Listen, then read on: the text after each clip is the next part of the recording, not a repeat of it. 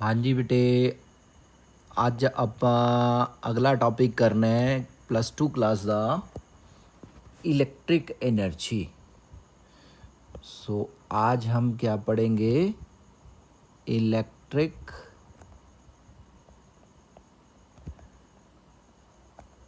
Energy.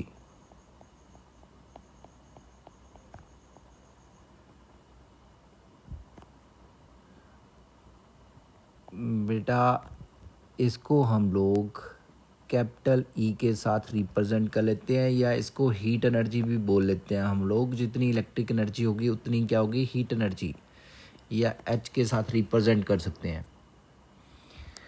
तो electric energy क्या होती है बेटा?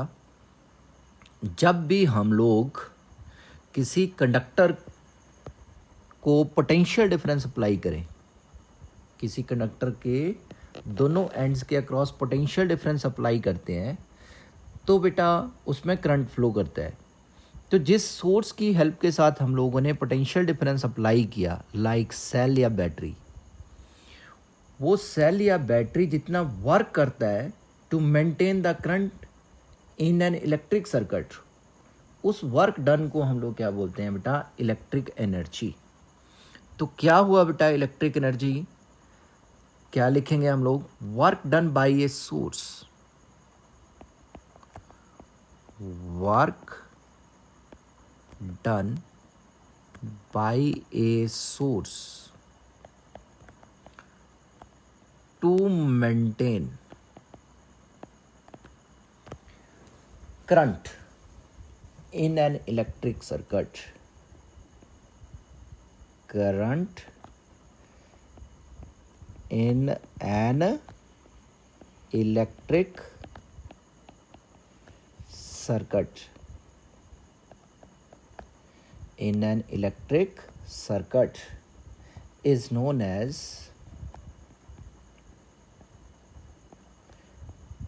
क्या बोलेंगे उसको हम लोग? Electric energy.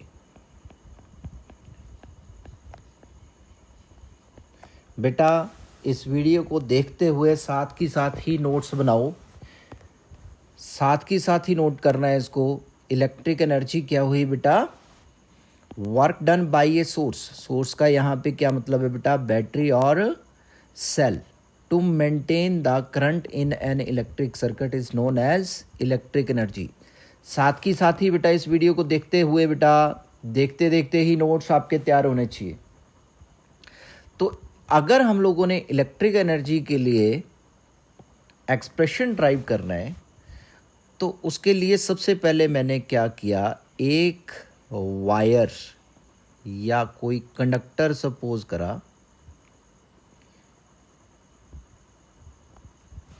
ये मान लिया मैंने कोई कंडक्टर, इसका रेजिस्टेंस है, सपोज कर लो इस कंडक्टर का रेजिस्टेंस सपोज कर लो R।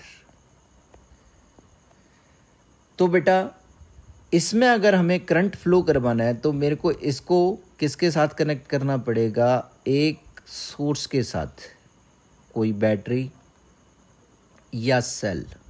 मैंने यहाँ पे सेल कनेक्ट कर दिया इसके साथ। This is a negative terminal of cell, this is positive terminal of cell. Suppose कर लो मैंने कितना पोटेंशियल डिफरेंस अप्लाई करा? V। हमें पता है बेटा कि सेल या बैटरी के पॉजिटिव टर्मिनल से करंट की डायरेक्शन क्या होती है? नेगेटिव टर्मिनल की तरफ, लेकिन इन एन इलेक्ट्रिक सर्किट। तो बेटा यहाँ पे अब मैं क्या ड्रॉ कर दूंगा बेटा? Direction of current I। तो इसमें जो करंट की डायरेक्शन है दिस वन, ये पोटेंशियल डिफरेंस अप्लाई करने के बाद हुआ। तो अब ये जो सेल है, ये सेल जो जितना काम करेगा, जितना वर्क करेगा बेटा इस कंडक्टर में करंट को मेंटेन करने के लिए कि इसमें आई करंट फ्लो करता रहे, उस वर्क डन को क्या बोलते हैं हम लोग बेटा? Electric energy. और कौन सी फॉर्म में अपीयर होती है? In the form of heat energy या लाइट एनर्जी। तो अब बेटा हमें पता है इसके लिए एक्सप्रेशन ड्राइव करना है एनर्जी के लिए, तो वी नो दैट, हमने पढ़ा हुआ है बेटा कि current is equal to charge upon time. अगर मैं यहाँ से चार्ज फाइंड आउट कर लूँ तो चार्ज कितना आएगा बेटा, करंट इनटू टाइम। तो एक फॉर्मूला हमारे पास ये आ गया चार्ज के लिए। लेकिन हमारा कॉन्सेप्ट क्या है, हमने फाइंड आउट क्या करना है, work done by the source. तो हमने पढ़ा हुआ है work done is related to potential difference. कैसे पोटेंशियल डिफरेंस होता था, वर्क अपॉन चार्ज। तो आपको अगर याद हो तो हम वही कॉन्सेप्ट यूज करेंगे। देयरफॉर मैं यहां पे यही लिखने जा रहा हूं, therefore work done to carry the charge, to carry charge q from one end of the from one end of the conductor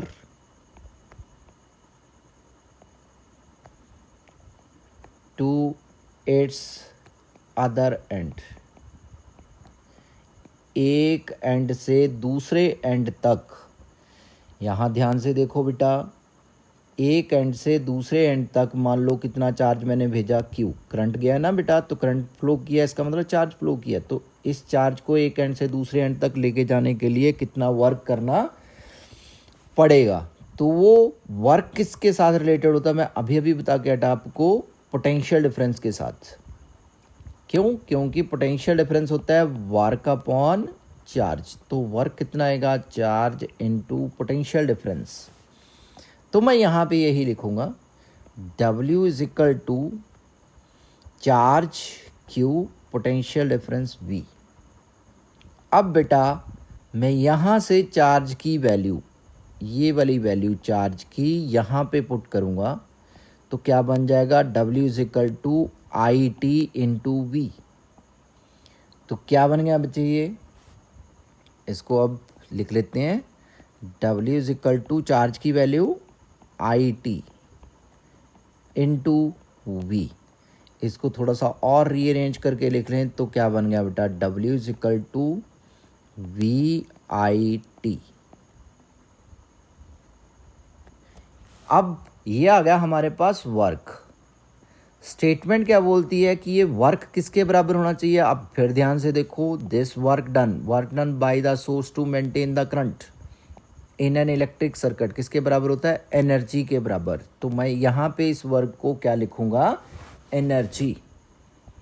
so this work done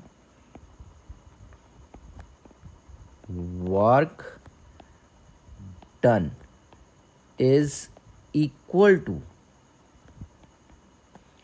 electric energy.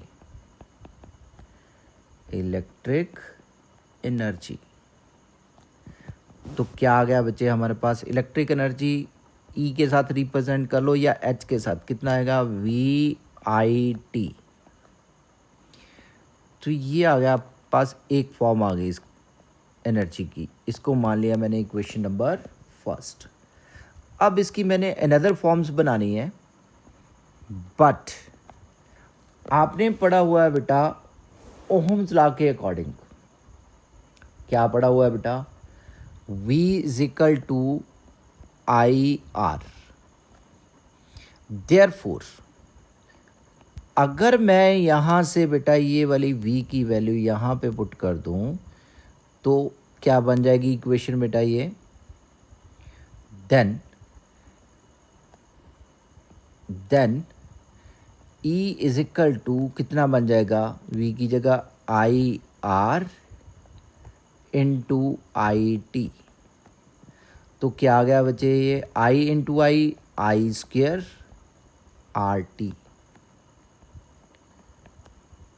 एक फॉर्म ये आ गई हमारे पास, इक्वेशन नंबर सेकेंड। तो हमारे पास दो forms आ गई। अब एक और फॉर्म इसकी बन जाएगी, बट अब मैं क्या करूंगा बच्चे, I की वैल्यू पुट करूंगा in terms of V and R। I is equal to V upon R।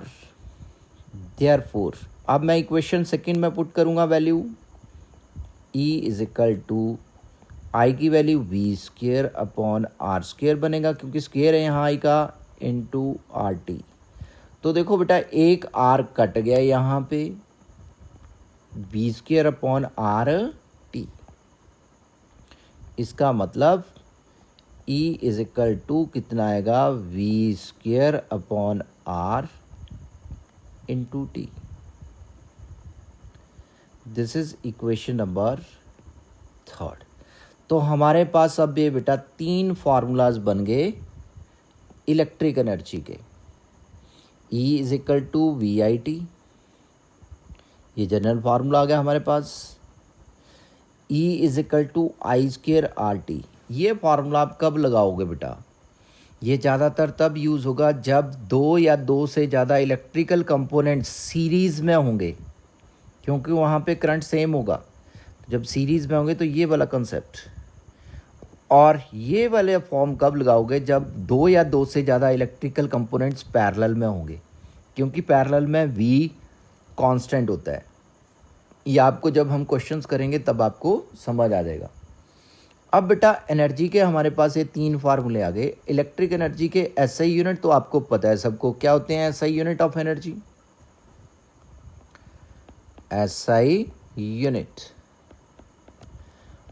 Of electric energy क्या होंगे बेटा, कोई सी भी एनर्जी हो, एसआई यूनिट क्या होते हैं, जूल।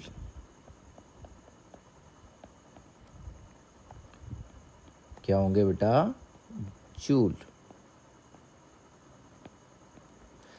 इसके बाद बेटा यहाँ पे आ जाता है कई बार बेटे जो इसके कमर्शियल यूनिट्स होते हैं, जो हमें इलेक्ट्रिसिटी का बिल आता है वो कौन से यूनिट्स की फॉर्म में आता है, कमर्शियल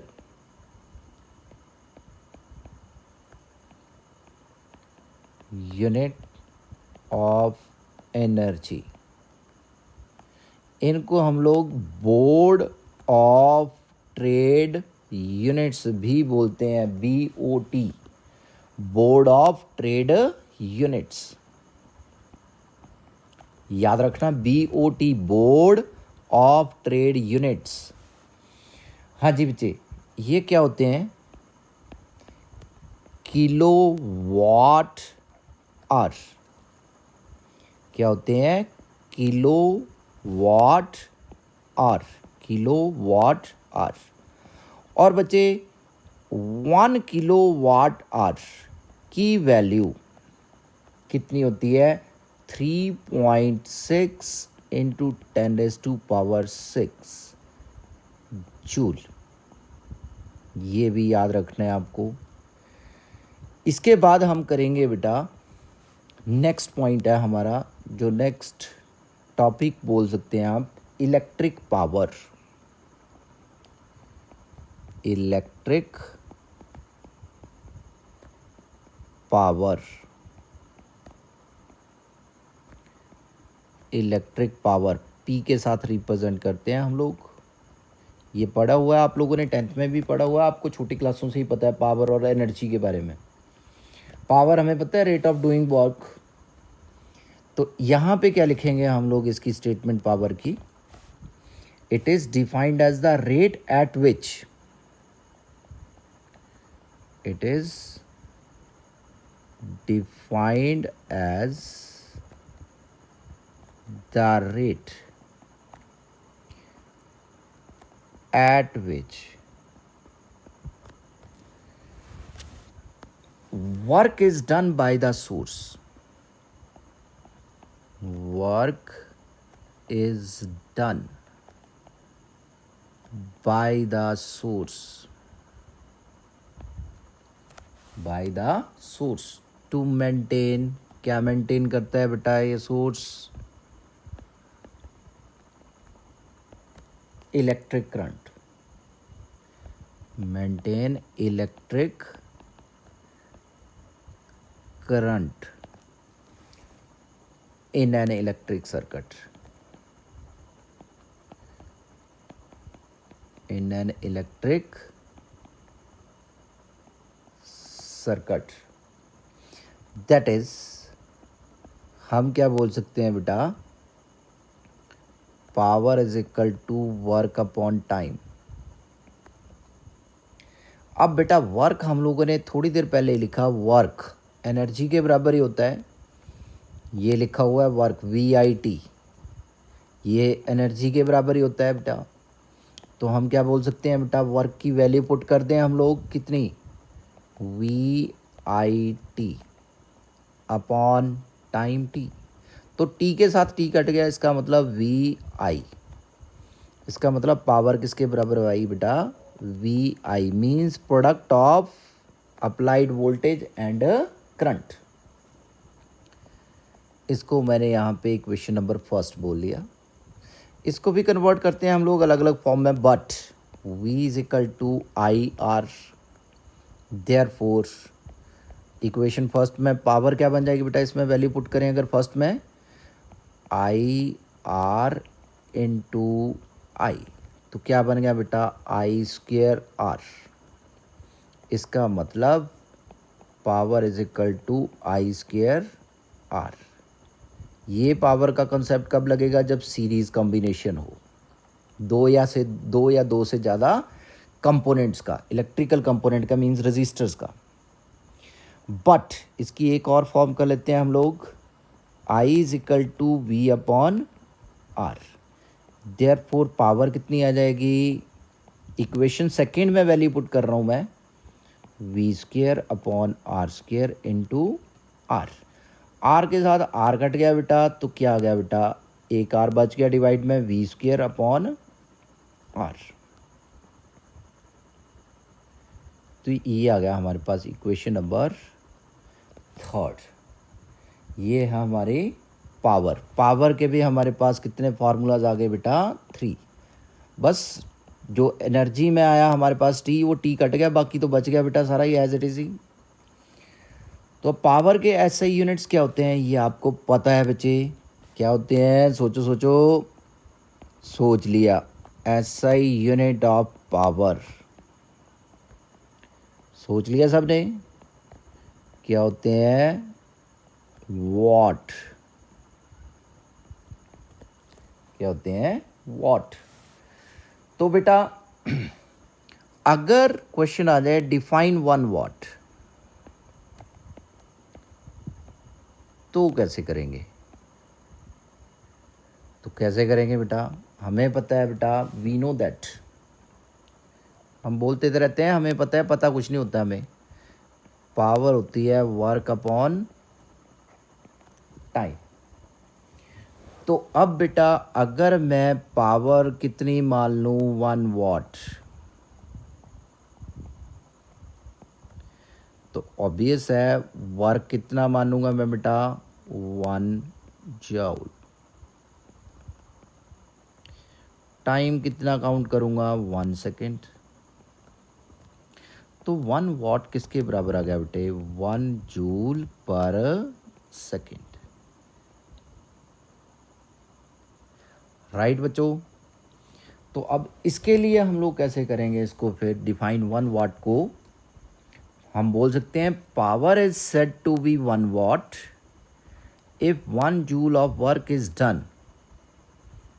कितना बेटा, 1 joule of work is done to maintain the current in an electric circuit for 1 second, 1 second के लिए।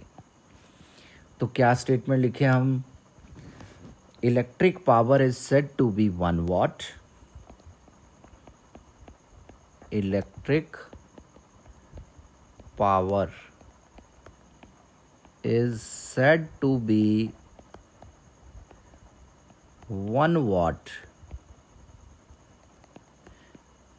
if 1 joule of work is done to maintain current in an electric circuit, current in an electric circuit for 1 second। ये हमारी होगी बेटा definition किसकी बेटा, 1 what की। अच्छा वॉट बेटा, पावर के ऐसा यूनिट तो हो गए वॉट, लेकिन प्रैक्टिकल यूनिट्स क्या होते हैं पावर के? सोचो बेटा, पढ़े हुए हैं आप लोगों ने, प्रैक्टिकल यूनिट ऑफ पावर क्या होते हैं? HP, horse power. ये सुना होगा आप लोगों ने बेटा, हॉर्स पावर, गाड़ियों के नाम से सुना होगा, ये इतने हॉर्स पावर की है। और 1 हॉर्स पावर किसके बराबर होता है? 1 HP, 746 वाट। ये याद रखना है, ये भी आपको आना चाहिए। इसके बाद आ गया relation between power and energy. ये आपको पता है, relation between power and energy. Obvious है बेटा, एनर्जी वर्क के बराबर होती है, तो क्या लिखेंगे? हमें पता है power is equal to work upon time. Work energy के बराबर हुआ था, energy upon time. It means that power is equal to energy upon time.